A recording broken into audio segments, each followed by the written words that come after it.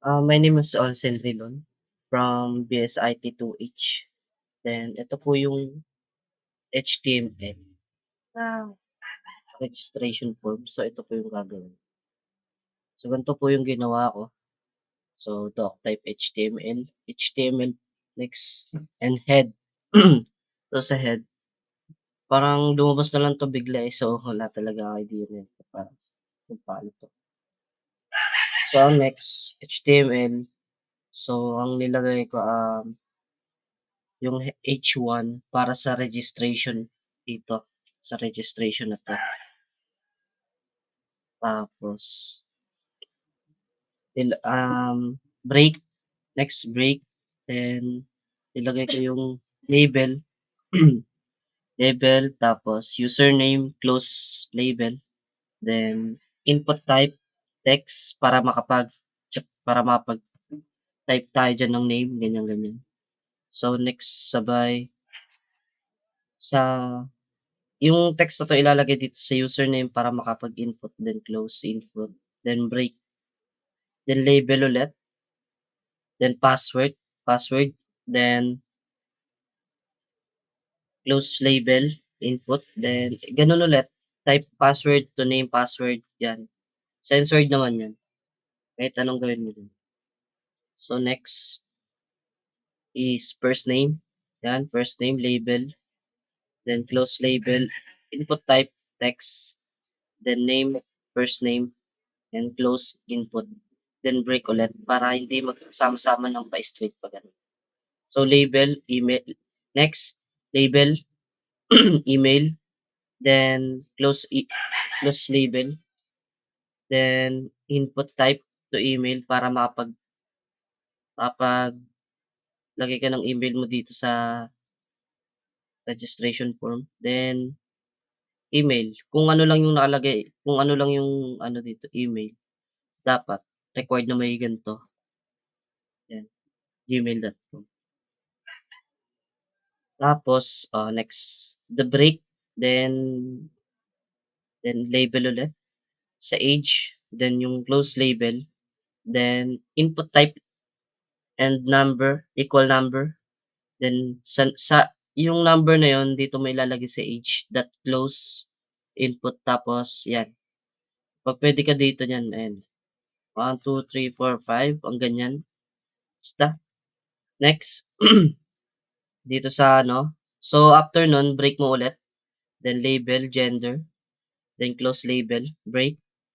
Tapos, nilagay ko yung radio para hindi siya mag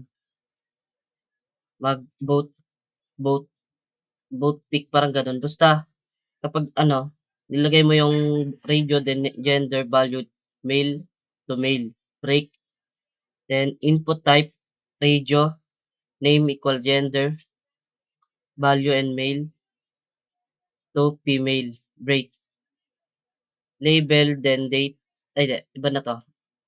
Sa ano to? Ito lang, sa gender lang. So, kapag pinindot mo yung female, female lang. Kapag male, male lang. So, ganun. Then, pwede mo siyang inan ata. Hindi mo. Sa date naman, ito. Sa date. Input type, date, name date, then close input, break. So, sa label, okay na yan sa yung ano, ma, ma-edit mo naman yan dito sa ano, timing date. Ganyan. Okay. Then sa time, input type to equal time, name and time, close input, break, label, hobbies, yung mga hobbies mo. Ayan, maglalagay tayo ng mga hobbies. So, close label, break, then checkbox. Input type equal checkbox. Then, pwede mo siyang ilagay, yan, singing, value, and yan, label, close, singing, then label, then break, input type checkbox, yan, name basketball, ganyan. Basta, gaming, ganyan. After nun, puwede mo siyang ma-check kung ano yung mga hobbies mo. Then, puwede mo rin siyang i-uncheck, ganyan. After nun, then run mo, ayan. Ito yung lalabas. Then, others, kung ano yung mga gusto mo. So, dito puwede ka dito maglagay kung kahit ano. So, nilagay ko yung pangalan ko tsaka yung section ko. So, next. Ayun nga, konti lang naman. So, konti lang naman. Para lang naman 'to sa activity. Then, puwede natin siyang i-try. Next, password. Censored 'yan. First name, then last name, and the email. Kailangan may ano 'yan, .gmail.com. Then age, then gender and male. So, male ako. Puwede natin 'yang mapili. Then timing day, 'yan. Today, puwede na 'yan, 'yan.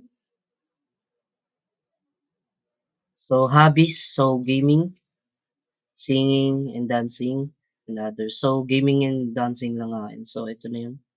So, submit. Puwede mo siya i-submit pero wala kang makukuha diyan kasi ano lang 'to, basic ano lang naman. So, thank you, okey na 'yun. Salamat, maraming salamat. Thank